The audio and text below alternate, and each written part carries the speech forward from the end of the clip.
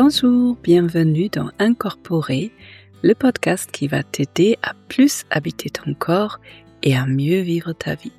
Je m'appelle Dr Olivia Chival, je suis psychiatre, je travaille avec le lien entre le corps et l'esprit, avec la thérapie sensorimotrice entre autres. Ici dans le podcast, il ne s'agit pas d'une thérapie et je ne délivre pas de conseils médicaux. Il s'agit d'un espace dans lequel je partage ma façon de travailler, ma façon de vivre, plein d'informations, plein d'expériences pour que toi, tu puisses nourrir la relation avec toi-même et de mieux en mieux comprendre tes propres fonctionnements et aussi les fonctionnements des personnes autour de toi. Bienvenue dans ce nouvel épisode, c'est l'épisode numéro 3 dans une série de 3 épisodes sur la question du système nerveux et de l'argent. Et après vous avoir parlé de mes expériences avec Kate Northrup, qui fait un programme qui est extraordinaire, qui s'appelle Relaxed Money, l'argent détendu, ou l'argent de façon détendue. Dans le premier épisode et la semaine dernière, je vous ai donné quelques outils concrets pour apaiser votre relation avec de l'argent et pour pouvoir mettre en place ce qu'il faut pour que les choses bougent.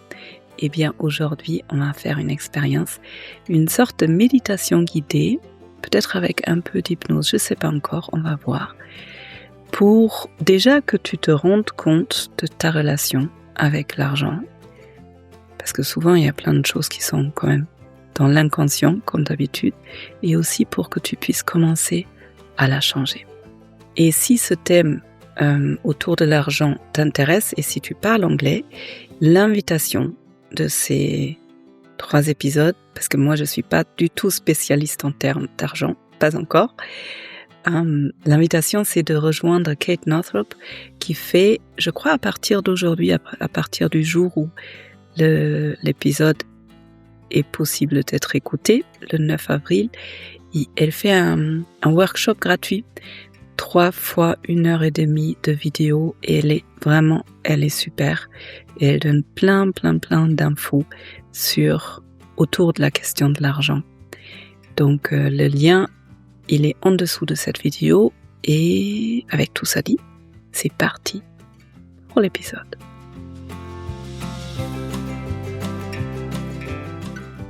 Alors, pour cette expérience, je t'invite à prendre une position confortable, bien confortable de préférence, peut-être pas pour t'endormir, mais quand même pour que ton corps soit vraiment à l'aise. Ça peut être allongé, debout, en train de marcher, assis, peu importe, mais confortable.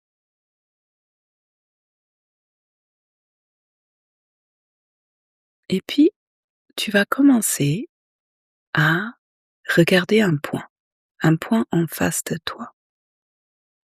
Comme si tu voulais le fixer, mais avec douceur. Et en regardant ce point, tu peux observer que c'est différent d'appuyer ton regard sur ce point par rapport à, tu imagines que c'est le point qui te regarde.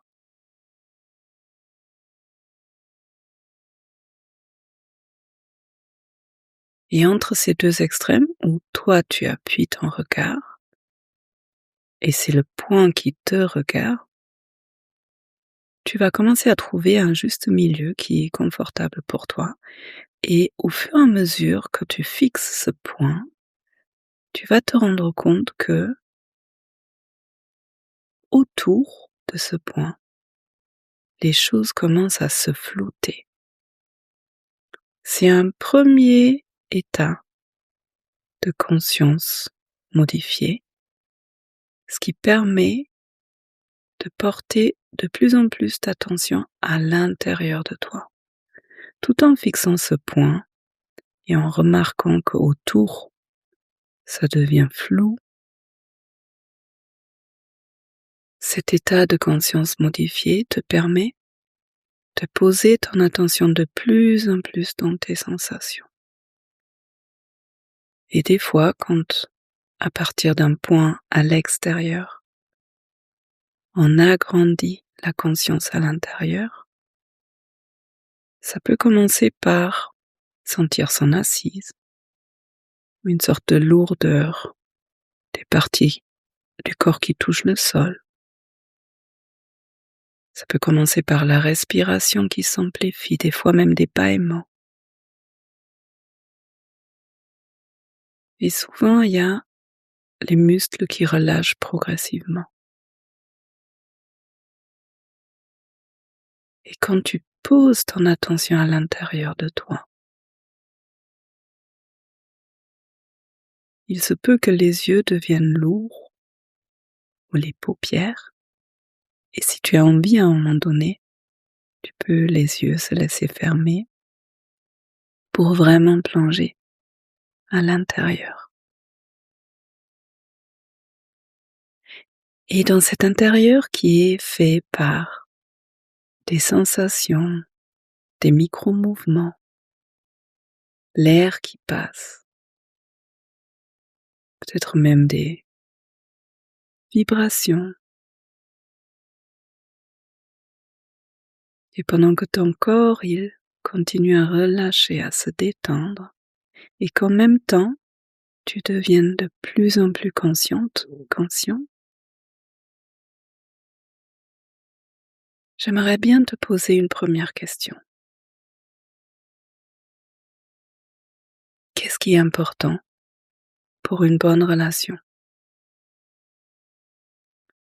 Alors pour ça, tu peux laisser venir une personne ou d'autres personnes. Ah, ça peut être un animal de compagnie ou la nature, parce qu'on peut être en relation avec la nature. Si tu te demandes qu'est-ce qui est important, qu'est-ce que j'ai besoin d'investir en termes d'énergie, de temps, peut-être de bienveillance, d'écoute, de présence, si une personne ou un être est vraiment important pour moi. Si je veux nourrir cette relation, peut-être il s'agit de quelqu'un que tu connais depuis peu, mais cette personne, elle t'intrigue, elle est intéressante pour toi. Tu as envie de mieux la connaître. Et en même temps, tu as envie que cette personne ait envie de te connaître. Qu'est-ce que tu mettrais en place? Et bien sûr, ça peut être une personne ou un être qui est dans ta vie depuis longtemps, mais c'est quelqu'un qui est important pour toi. Il y a certaines choses qu'on met en place pour ne pas perdre la relation, abîmer la relation.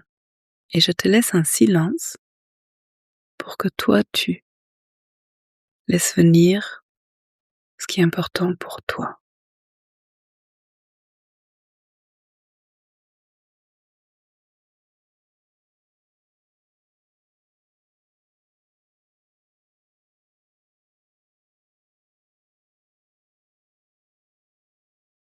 Alors ça peut être passer du temps ensemble. Ça peut être quelque chose qui touche aux valeurs, le respect, l'honnêteté.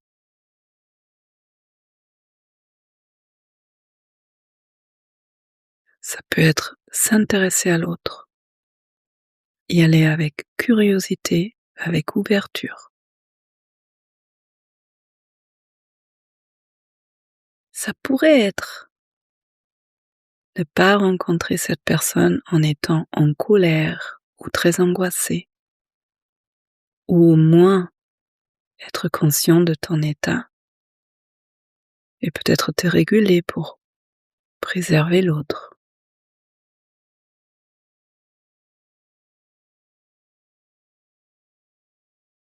Et au fur et à mesure que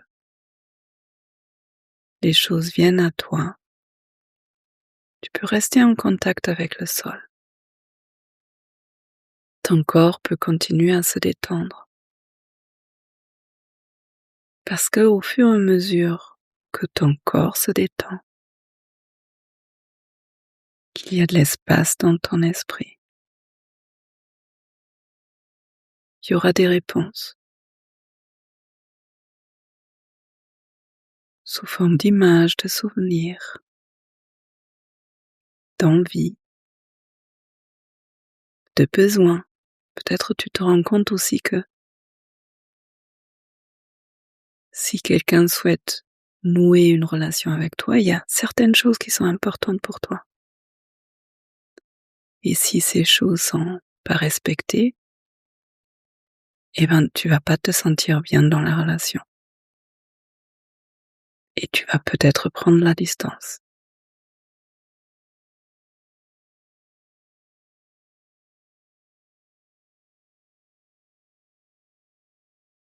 Et si cette autre personne se comporte d'une certaine façon,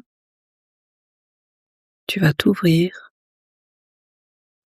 tu vas te sentir plus vu, entendu, et du coup attiré par cette personne.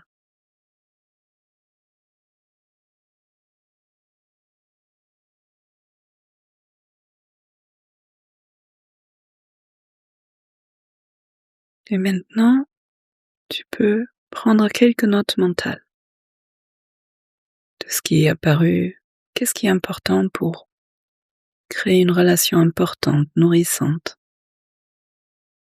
respectueuse. Soit tu te fais quelques notes mentales, soit tu appuies sur stop, tu prends un papier et un crayon et tu notes.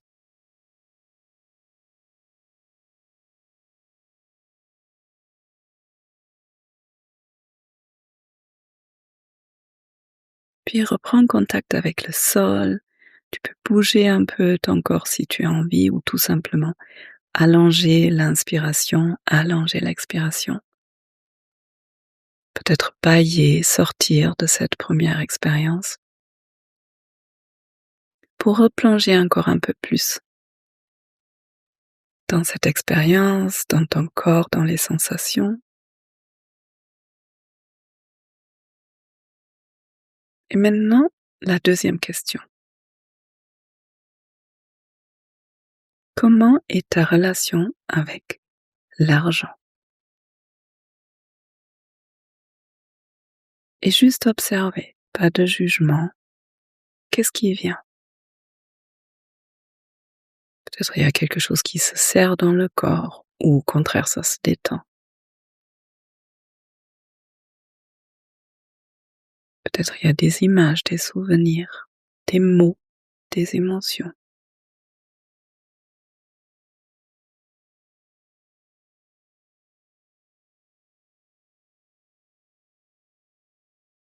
Si tu as besoin, tu peux toujours appuyer sur pause et te réguler avant de continuer à écouter la suite.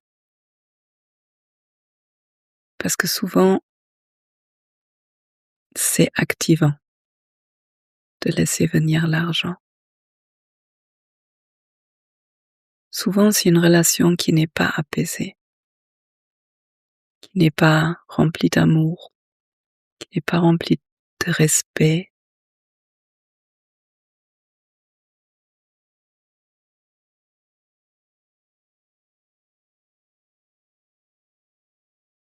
Et en fait, l'argent ou ta relation avec l'argent, elle reflète comment l'argent vit matériellement dans ta vie. C'est difficile d'être dans l'abondance au niveau monétaire si à l'intérieur ça se crispe, si à l'intérieur il y a des peurs, voire de la terreur, de la colère, de la déception.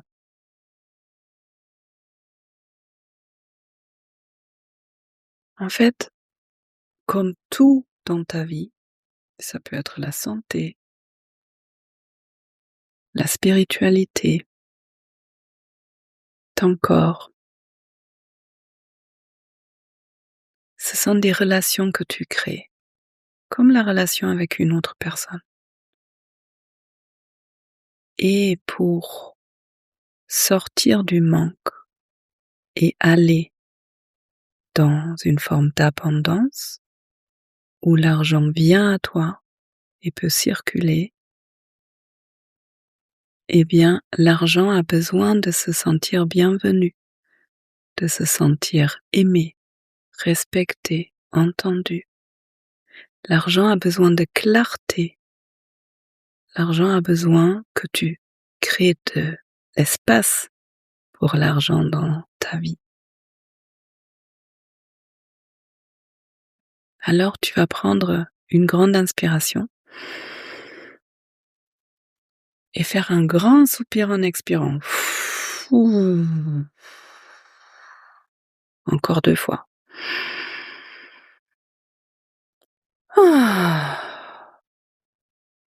Encore une fois et en expirant, tu peux vraiment relâcher toutes les tensions qui sont là.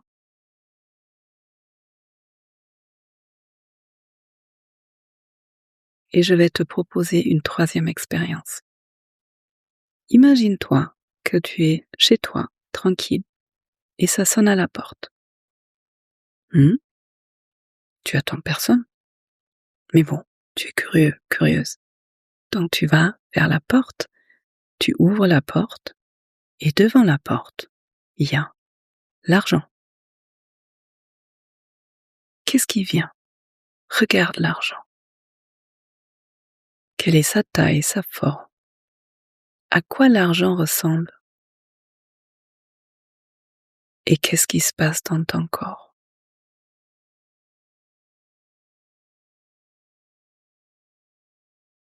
Juste observe. Tu as envie de laisser rentrer l'argent ou tu préfères laisser l'argent devant la porte? Peut-être tu préfères même qu'elle dégage.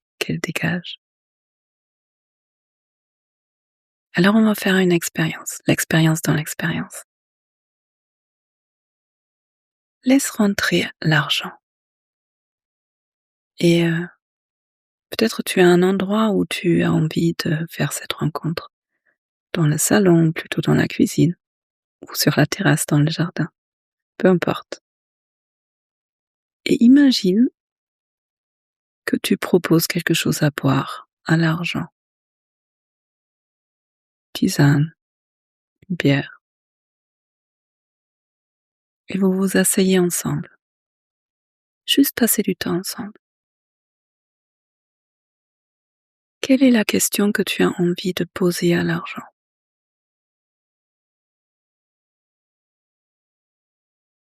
Écoute la réponse.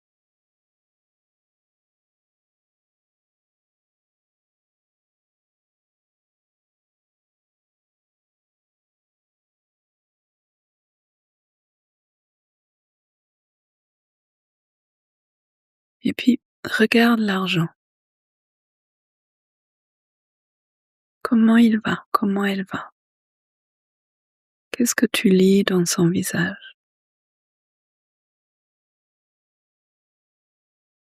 De quoi est-ce que l'argent aurait besoin pour se sentir mieux dans la relation avec toi?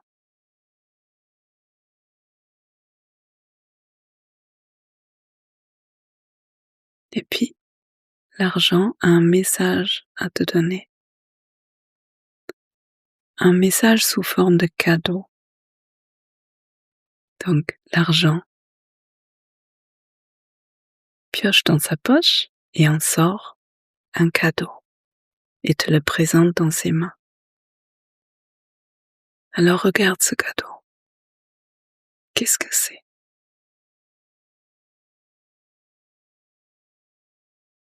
Ça peut être un objet, comme ça peut être une phrase ou autre chose.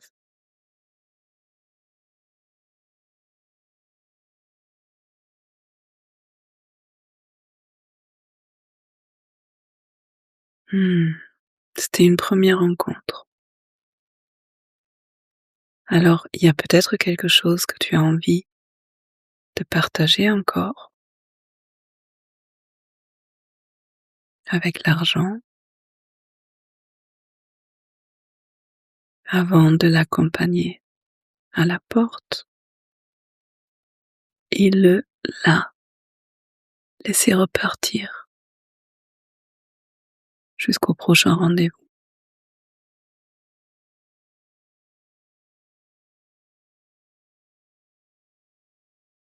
Et une fois que tu as laissé partir l'argent, tu peux reprendre une grande inspiration.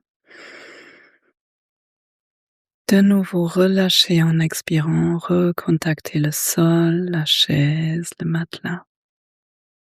Puis remettre du mouvement dans ton corps, bâiller, t'étirer. Ouvrir les yeux si les yeux étaient fermés. Et revenir complètement dans le ici et maintenant.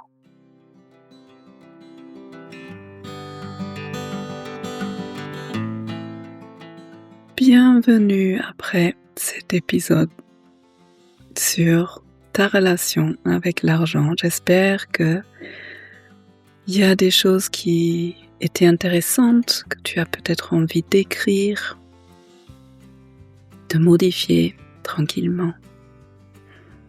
Si tu connais quelqu'un pour qui cet épisode pourrait être intéressant, merci de partager cet épisode. Et puis aussi, merci pour tous les commentaires. Tu peux abonner la chaîne si ce n'est pas encore fait. Et de nouveau, l'invitation pour Kate Northrop's Good with Money, c'est gratuit.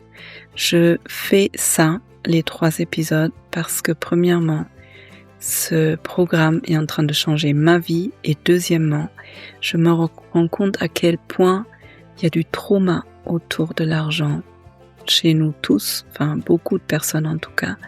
Et le monde pourrait être un meilleur monde si tout le monde faisait ce travail de guérir sa relation avec de l'argent. Parce que contrairement à plein de croyances qui disent l'argent c'est mauvais, eh bien non. Les personnes qui ont de l'argent peuvent faire beaucoup de choses qui servent au monde. Et on a besoin de toi dans plus d'abondance pour que tu puisses mettre ton don dans ce monde. Alors, si tu as envie de me connaître mieux, d'être inspiré autrement, il y a aussi le lien vers la lettre d'Olivia, c'est ma newsletter. Et puis, je te souhaite une belle semaine, prends bien soin de toi, plein de prise de conscience, plein de douceur pour toi, et à bientôt.